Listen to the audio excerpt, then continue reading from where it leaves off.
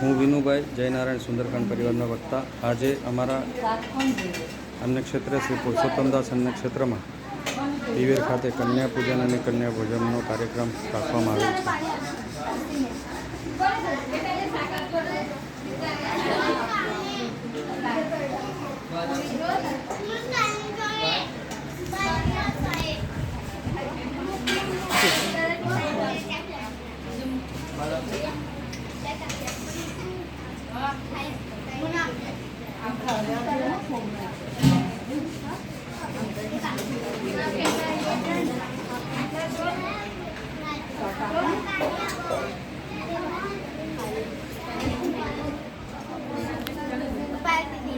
છે.